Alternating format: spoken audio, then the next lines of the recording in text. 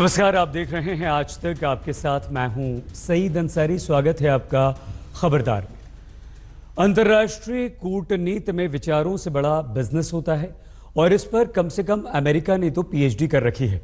Donald Trump को लोग ये समझ रहे थे कि ट्रंप जो बोलते हैं वो करके दिखाते हैं, लेकिन ट्रंप ने भी साबित कर दिया कि बिजनेस के लिए विचार और सोच का सौदा किया जा सकता है, जैसा कि ट्रंप ने सऊदी अरब के साथ किया है।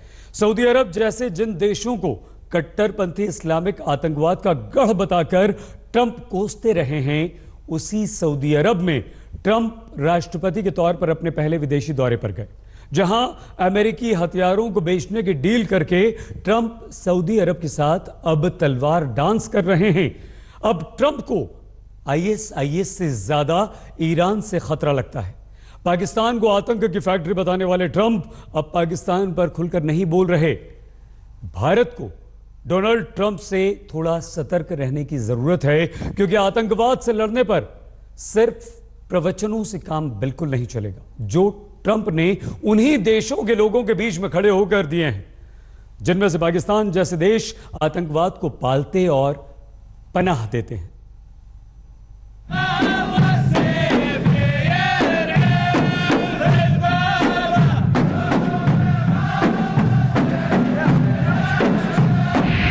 सऊदी अरब के पैसे पर नाचते डोनाल्ड ट्रंप का विश्लेषण।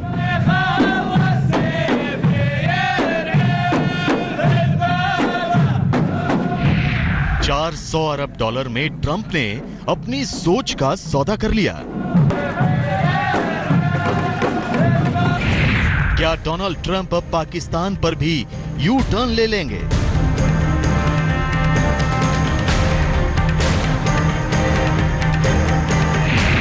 पीएम मोदी को ट्रंप के डबल गेम से सावधान रहना होगा। आज प्रधानमंत्री नरेंद्र मोदी ने 993 करोड़ रुपए के 6 प्रोजेक्ट्स के जरिए गुजरात के कच्छ में कांडला पोर्ट को डेवलप करके जिस ईरान के चाबहार पोर्ट से उसे आने वाले दिन में जोड़ने की बात कही, उसी ईरान को ठीक 24 घंटे पहले वो डोनाल्ड ट्रंप सऊदी अरब में 54 मुस्लिम देशों के सामने धमकियां दे रहे थे, जिन ट्रंप का अमेरिका नई कूटनीतिक दुनिया में भारत को सबसे अहम दोस्त मानता है।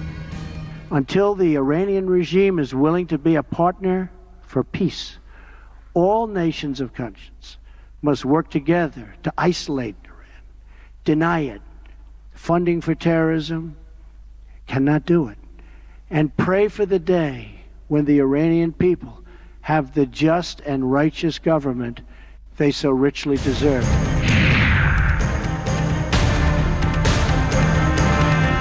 सवाल यह है कि डोनाल्ड ट्रंप और उनकी अगुवाई वाले अमेरिका पर भारत भरोसा कैसे करे, क्योंकि जो डोनाल्ड ट्रंप अपने चुनाव प्रचार के दौरान कट्टरपंथी इस्लामी आतंकवाद शब्द को अपनी जुबान में कैसेट की तरह फिट किए हुए थे और कट्टरपंथी इस्लामी आतंकवाद के विचार के गढ़ के तौर पर सऊदी अरब जैसे देशों पर एक तरह से तलवार लेकर बैठे थे, राष्ट्रपति बनने के बाद पहले विदेश दौरे पर सऊदी अरब में ही जाकर तलवार डांस कर रहे हैं।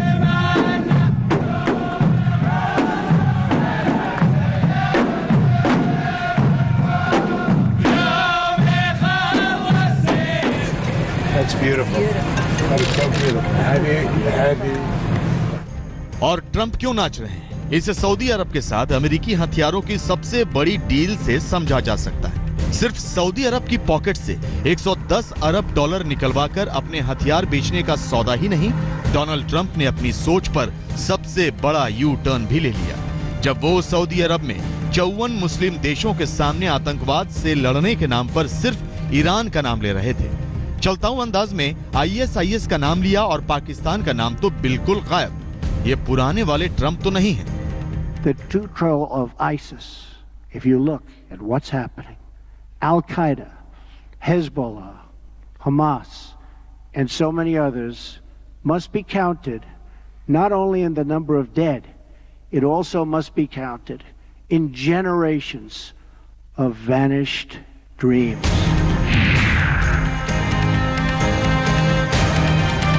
सवाल यही है कि क्या डोनाल्ड ट्रंप अब पाकिस्तान पर भी यू टर्न ले लेंगे, क्योंकि जिस सऊदी अरब और उसके जैसे देशों को कट्टरपंथी इस्लामिक आतंकवाद के विचारों का गढ़ बताते थक नहीं रहे थे, उससे तो वो गोल्ड मेडल पहन चुके हैं। खातिरदारी करवा चुके हैं। 110 अरब डॉलर के हथियार बेचने का सौदा कर चुके हैं। जिन अमेरिकी हथियारों को सऊदी अरब के किंग की बनाई 34 मुस्लिम देशों की सेना के कमांडर के तौर पर पाकिस्तान के ही पूर्व आर्मी चीफ राहिल शरीफ इस्तेमाल करेंगे।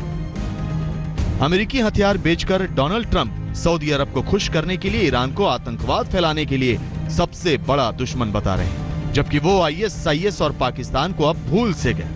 तो क्या ट्रंप के इस डबल गेम से भारत को सावधान रहने की जरूरत है?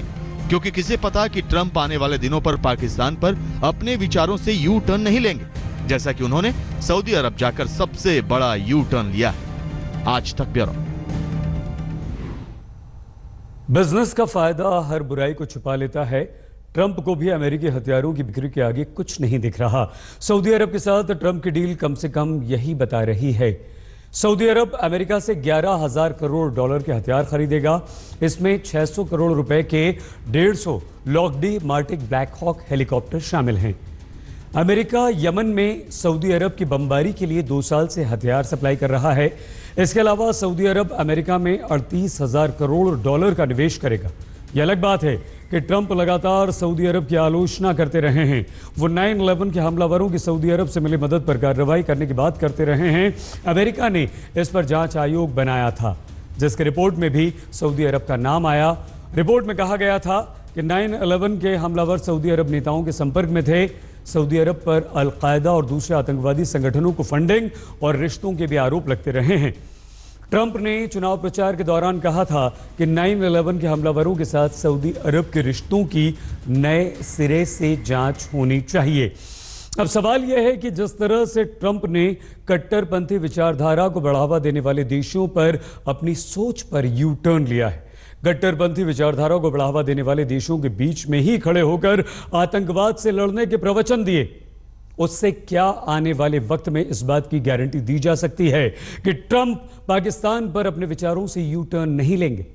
फिलहाल तो ट्रंप पाकिस्तान से दूर दिख रहे हैं, पाकिस्तान को अपने आसपास भी भटकने नहीं दे रहे हैं। पाकिस्तान सीना फुलाकर 54 मुस्लिम देशों के बीच ट्रंप से मिलने सऊदी अरब गया था। नवाज शरीफ ने 2.5 घंटे तक स्पीच देने की तैयारी की थी, लेकिन न तो ट्रंप के आशीर्वाद की पाकिस्तान की हसरत पूरी हुई और न ही शरीफ को भाषण ही दिया देने गया। नवाज शरीफ की स्पीच उनके पॉकेट में ही रह गई। पाकिस्तान और नवाज शरीफ को अपनी हैसियत भी पता चल गई।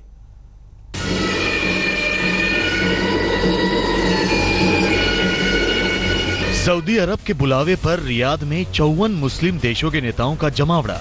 पाकिस्तान भी सीना फुलाकर रियाद पहुंच गया, क्योंकि कहने को तो मुस्लिम देशों में वो एकमात्र न्यूक्लियर पावर वाला देश है। नवाज शरीफ को भी अमेरिकी राष्ट्रपति डोनाल्ड ट्रंप के आशीर्वाद की बहुत हसरत थी, लेकिन पाकिस्तान की हसरत उसकी हैसियत ने पूरी नहीं होने दी। अमेरिका और अरब देशों की इस मीटिंग में पाकिस्तान के प्रधानमंत्री नवाज शरीफ भी स्पीच देने वाले थे, लेकिन उनकी स्पीच उनकी पॉकेट में ही धरी रह गई। कहा गया कि नवाज शरीफ ने अपने कमांडरों के साथ 2.5 घंटे तक स्पीच की तैयारी की थी, लेकिन ना तो शरीफ को मंच मिला और ना ही उन्हें ट्रंप के आसपास भी भटकने को। पाकिस्तान तो इसी बात से चिढ़ा है कि डोनाल्ड ट्रंप ने पाकिस्तान सहित 54 मुस्लिम देशों के प्रमुखों के सामने अपनी स्पीच में आतंकवाद से पीड़ित देशों में भारत का नाम लिया। America has suffered repeated barbaric attacks, from the atrocities of September 11th to the devastation of the Boston bombings to the horrible killings in San Bernardino and Orlando. The nations of Europe have also endured unspeakable horror. So too have the nations of Africa and South America, India, Russia, China and Australia. लेकिन पाकिस्तान को ये तो गनीमत मनानी चाहिए कि पाकिस्तान का नाम डोनाल्ड ट्रंप ने आतंकवादियों को पनाह देने वाले देशों में खुले तौर पर नहीं लिया। पाकिस्तान तो बस रोने पीटने में लगा है। पाकिस्तान के लिए मिर्ची लगने वाली बात ये रही कि डोनाल्ड ट्रंप ने तो अफगानिस्तान के राष्ट्रपति से तो आमने सामने बैठकर बात की, लेकिन नवाज शरीफ को अपने आसपास तक भटकने नहीं दिया। आज तक ब्यूरो। पिछले हफ्ते जब से आज तक ने ऑपरेशन हुर्रियत के जरिए कश्मीर में हिंसा की आग भड़काने वाले अलगाववादियों को बेनकाब किया है, तभी से रोज हुर्रियत नेताओं की पोल खुल रही है। अलगाववादियों के दिलो दिमाग में चढ़कर बैठे पाकिस्तान और आतंकवादियों को उतार फेंकने के लिए आज तक लगातार कश्मीर के असली दुश्मनों यानी अलगाववादियों के चेहरों से नकाब उतार रहा है। और आज हम अपनी इसी मुहिम के तहत हुर्रियत नेता के भेष में छिपे आतंकवादी फारूक अहमद डार उर्फ बिट्टा कराटे को बेनकाब करेंगे, जिसने आज तक के ऑपरेशन हुर्रियत में पैसों की खातिर कश्मीर को आग लगाने की गारंटी ली थी। बिट्टा कराटे के बारे में अब जो जानकारियां हम आपको देने वाले हैं, वो जानकारियां कश्मीर में अलगाववादियों के आतंक चरित्र की धज्जियां उड़ा देंगी।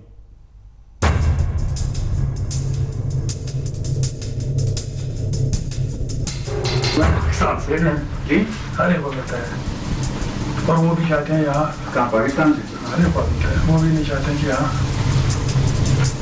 थोड़ा मरे हालात ऐसा में।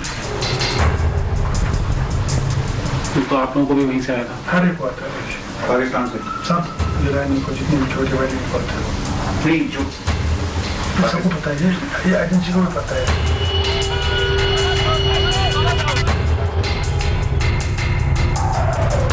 आज तक के ऑपरेशन हुर्रियत में कश्मीर घाटी को हिंसा की आग में जलाने का सौदा करने वाला हुर्रियत लीडर फारूक डार उर्फ बिट्टा कराटे। पाकिस्तान से जो फंडिंग होती है वो सिर्फ गिलानी के पास आती है, वो आप लोगों को पैसा देता है? हर एक को आता है। अब गिलानी के पास सबका अलग अलग आता है? नहीं, गिलानी के पास जो है उनको आता है अलग अलग सबको। कभी कभार गिलानी के पास आते हैं, कभी कभार उनके पास आते हैं। किसके पास? यासीन मलिक? हाँ नहीं, उसका अलग आता है यासीन मलिक किसी। आपके पास अलग आता है पाकिस्तान से या इन लोगों से लेते? नहीं, हमें अलग आता है। आज तक ने हुर्रियत नेता बिट्टा कराटे के भूतकाल को खंगालने के लिए अपनी लाइब्रेरी छानी तो बिट्टा कराटे के खिलाफ ऐसे सबूत मिले जो उसे अलगाववादी के चोले में मंझा हुआ आतंकवादी साबित करते हैं। हमें बिट्टा कराटे का वो कबूलनामा हाथ लगा जिसमें वो कश्मीरी पंडितों को मौत के घाट उतारने का गुनाह अपने मुंह से बयां कर रहा है। 10-12 हमारे होंगे। 10-12 की 20? अब 20 ही लगा, 20 ही हमारे। बिट्टा कराटे आज भले ही हुर्रियत का नेता हो, लेकिन वो भटके हुए कश्मीरी नौजवानों की उस खेप की पैदाइश है जिसने 1988 में पीओके में जाकर आतंक की ट्रेनिंग ली थी और ये बात उसने खुद आज तक के कैमरे पर कबूल की थी। तो जो लोग आप पर इतना यकीन भी नहीं करते कि जहां ट्रेनिंग है वहां आपको आंख पे पट्टी बांध के ले जा रहे हैं, हर एक को ले जा रहे हैं, हर एक को ले जा रहे हैं। हाँ, उन लोगों के लिए आप जान तक अपनी जान की बाजी लगाने को तैयार थे? नहीं, हमारे जहन में कुछ क्या था कि हम कश्मीर को अलग करेंगे, लिबरेट करेंगे, वही हमें मतलब इधर से सिखाते थे। पीओके में आतंकी ट्रेनिंग लेने के बाद बिट्टा कराटे जब कश्मीर लौटा तो पाकिस्तानी आतंकवादियों के इशारे पर नाचने वाला कातिल बन चुका था। ऑर्डर दे किसी को मार दो, आप मार देते थे? हाँ जी। चाहे वो कोई भी हो? कोई भी हो। अगर वो कहता कि अपने सगे भाई को जान से मार डालो? जी, मैं तो मार देता। अगर वो कहता अपनी माँ को जान से मार डालो? मैं तो मार देता। बिट्टा कराटे ने आज तक के कैमरे पर खुद कबूल किया था कि आतंकी कमांडर के कहने पर उसने अपने ही भाई और मां को मारने की कसम खाई थी। बिट्टा कराटे का पहला शिकार बना था सतीश कुमार टिक्कू, जिसे बिट्टा कराटे ने इसलिए मार दिया था क्योंकि वो कश्मीरी पंडित था। बिट्टा कराटे ने आज तक के कैमरे पर ही इसका खुलासा किया था। पहला जिस आदमी को पहले आपने जान से मारा वो कौन था? पहला मर्डर मैंने सतीश को मारा। सतीश कौन? सतीश कुमार टिक्कू कौन था ये? मुझे ऊपर से मतलब ऑर्डर दिया गया कि उसको हिट करो, मैंने किया। कौन था ये?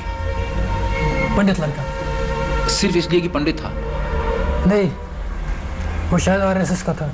इस लड़के ने, बिट्टा कराटे ने सतीश को जान से मारा, उसके लिए आप क्या सजा मुनासिब समझते हैं? क्या समझते हैं आप? बेटा तो मेरा कहाँ से वापस आएंगे तो क्या कहूँगा। बिट्टा कराटे इतना खूंखार आतंकवादी है जो कश्मीरी पंडितों को मारने से पहले एक पल नहीं सोचता।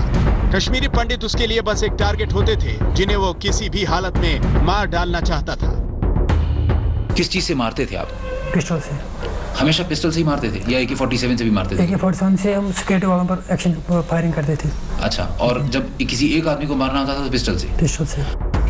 1990 के दौर में कश्मीर को आतंकवाद की आग में झोंकने वालों में बिट्टा कराटे का नाम बहुत बड़ा हुआ करता था और उसके इन्हीं कामों ने उसे हुर्रियत का बड़ा नेता बनने में मदद की। यानी बिट्टा कराटे पहले जो काम आतंकवादी बनकर कर रहा था, वही काम वो अलगाववादी नेता के भेष में अंजाम दे रहा है। Is not one of the most dreaded terrorists, but he was a compulsive killer, and we were after him for a long time because he committed some very gruesome murders in front of women and children and things like that. आज तक के sting operation Hurriyat में Bitta karate के गुनाह बेनकाब हुए। अब देखना ये है कि कानून कब बिट्टा कराटे को उसके किए की सजा देता है। आज तक ब्यूरो। आज तक ने बीड़ा उठाया है कि कश्मीर में पाकिस्तान और आतंकवादियों के हाथों की कठपुतलियां बन चुके अलगाववादियों के खूनी चेहरे और आतंकवादी मंसूबों को हम तब तक बेनकाब करते रहेंगे जब तक कि पूरा कश्मीर और पूरा हिंदुस्तान अलगाववादियों के आतंकी चरित्र से वाकिफ ना हो जाए। और इसीलिए आज हम आपको हुर्रियत नेता बिट्टा कराटे का आतंकी पास्ट बता रहे हैं, जिसने खुद आज तक के कैमरे पर अपने पुराने गुनाहों को कबूल किया था और 20 कश्मीरी पंडितों को बेरहमी के साथ मौत के घाट उतारने का जुर्म भी कबूल किया था। आज वही बिट्टा कराटे कश्मीर घाटी के सबसे बड़े अलगाववादी संगठन JKLF यानी कि जम्मू कश्मीर लिबरेशन फ्रंट का चेयरमैन है। लेकिन 1990 के दौर में यही बिट्टा कराटे कश्मीर घाटी का खूंखार आतंकवादी हुआ करता था, जिसने POK में आतंकवादी ट्रेनिंग ली थी। बिट्टा कराटे को 22 जून 1990 में श्रीनगर से उसके 2 साथियों के साथ BSF ने गिरफ्तार किया था। गिरफ्तारी के समय बिट्टा कराटे के खिलाफ आतंकवाद फैलाने के 19 केस दर्ज थे। 16 सालों तक देश की अलग अलग जेलों की रोटी तोड़ने के बाद अक्टूबर 2006 में टाडा अदालत ने बिट्टा कराटे को बेल पर रिहा कर दिया था। बिट्टा कराटे को रिहा करते वक्त टाडा कोर्ट के जज ND वानी ने अपने फैसले में कहा था, अदालत को इस बात का आभास है कि बिट्टा कराटे पर लगाए गए आरोप बेहद गंभीर हैं, जिसमें फांसी और उम्र कैद की सजा का प्रावधान है। लेकिन तथ्य यह है कि अभियोजन पक्ष ने बिट्टा कराटे को सजा दिलवाने में कभी भी दिलचस्पी नहीं दिखाई। बिट्टा कराटे को जमानत देते वक्त टाडा कोर्ट की यह टिप्पणी अपने आप में यह बताने के लिए काफी है कि बिट्टा कराटे जैसे आतंकवादियों को सजा दिलवाने में हमारा ही सिस्टम नाकाम रहा। यह नाकामी जानबूझकर की गई या नहीं, यह अपने आप में जांच का विषय है। लेकिन सच्चाई यह है कि बिट्टा कराटे जैसे आतंकवादी अब प्रमोशन पाकर अलगाववादी संगठनों के मुखिया तक बन गए हैं और कश्मीर में आतंकवाद और हिंसा की आग भड़काने के कॉन्ट्रैक्टर बन चुके हैं, जिसका खुलासा हमने पूरे देश के सामने ऑपरेशन हुर्रियत के जरिए किया था। तो कश्मीर के असली दुश्मनों के खिलाफ आज तक के ऑपरेशन हुर्रियत ने अलगाववादियों के चेहरे पर पड़े नकाब को नोचकर उनके कश्मीर विरोधी एजेंडे को इतनी बुरी तरह से बेनकाब किया है कि अलगाववादी अपना चेहरा छिपाने के लिए अब अंडरग्राउंड हो गए। लेकिन अलगाववादियों का एजेंडा अभी भी कश्मीर में अपना असर दिखा रहा है, जिसका एक सबूत आज एक वीडियो के तौर पर सामने आया। इस वीडियो में आतंकवादियों और पाकिस्तान के इशारे पर अलगाववादियों ने एक स्थानीय क्रिकेट मैच को अपने भारत विरोधी खेल का जरिया बना लिया। जम्मू कश्मीर के पुलवामा में एक क्रिकेट मैच के दौरान रिकॉर्ड किया गया यह वीडियो सोशल मीडिया पर वायरल हो रहा है। इस वीडियो में क्रिकेट मैच शुरू होने से पहले POK की एंथम बजती है, जिसे फेसबुक पर लाइव दिखाया गया। वीडियो में दोनों टीमों के खिलाड़ी POK की एंथम गाते दिख रहे हैं। जानकारी के मुताबिक ये मामला 21 मई का है, जब क्रिकेट टूर्नामेंट के फाइनल मैच की ओपनिंग सेरेमनी में 2 स्थानीय टीमों के खिलाड़ी ब्लू जर्सी में दिखाई दे रहे हैं और बैकग्राउंड में POK की एंथम सुनाई दे रही है। ऐसा नहीं होना चाहिए और ऐसा नहीं होना चाहिए कि मैच से पहले कोई ऐसी इंसिडेंट हो। तो जो वहाँ के कमांडर्स हैं, जो फोर्सेस हैं, वो इस चीज़ को संज्ञान में लेंगे और देखेंगे उसके ऊपर क्या एक्शन हो सकता है आने वाले टाइम में। इतना ही नहीं, क्रिकेट टूर्नामेंट के पोस्टर में आतंकवादियों की तस्वीरें लगी हुई हैं और भारत विरोधी बातें भी लिखी गई हैं। आतंकवादियों के पोस्टर के नीचे ही वो ट्रॉफियां रखी गई हैं, जिन्हें क्रिकेटरों को बतौर प्राइज बांटा जाना है। आपको बता दें कि ये स्टेडियम पुलवामा डिग्री कॉलेज के पास है, जहां के छात्रों ने हाल ही में सुरक्षा बलों पर पत्थरबाजी की घटनाओं को अंजाम दिया था। स्टेडियम के पास ही करीमाबाद गांव है, जो आतंकवादियों का गढ़ माना जाता है। पुलवामा में क्रिकेट मैच के दौरान पीओके का एंथम गाया गया, किस ढंग से देखते हैं?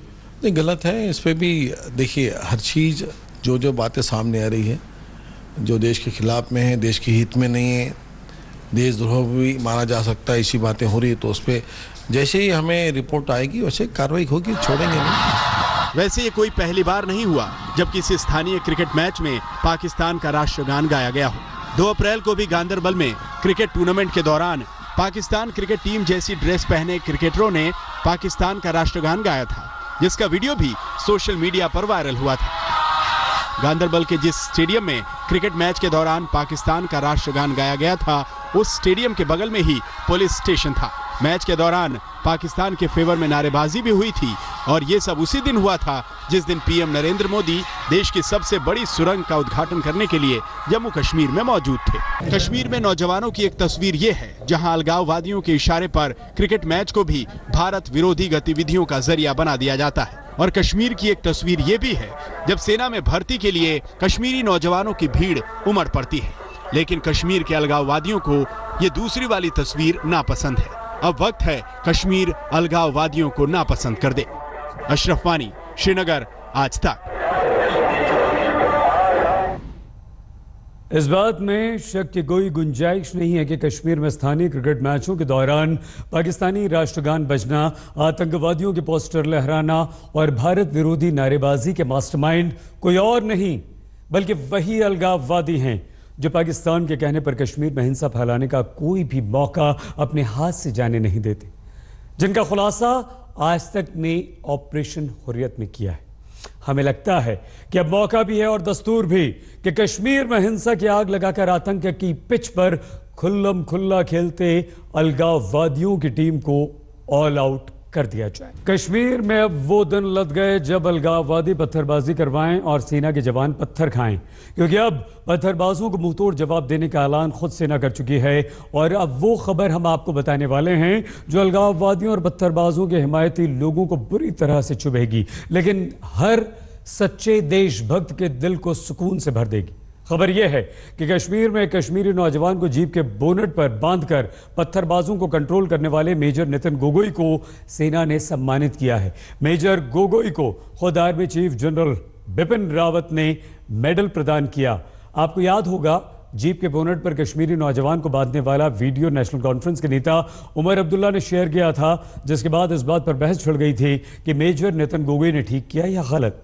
अलगाववादियों ने इस वीडियो पर खूब हल्ला मचाया था। नेशनल कॉन्फ्रेंस ने भी इस वीडियो के जरिए सेना और सरकार पर निशाना साधा था, लेकिन तमाम विवादों के बीच सेना ने मेजर नितिन गोगोई को क्लीन चिट दे दी थी और पूरे देश ने मेजर नितिन गोगोई की सराहना की थी, क्योंकि अगर मेजर नितिन गोगोई चतुराई का परिचय नहीं देते तो 500 पत्थरबाजों की भीड़ सेना के जवानों पर हमला कर देती।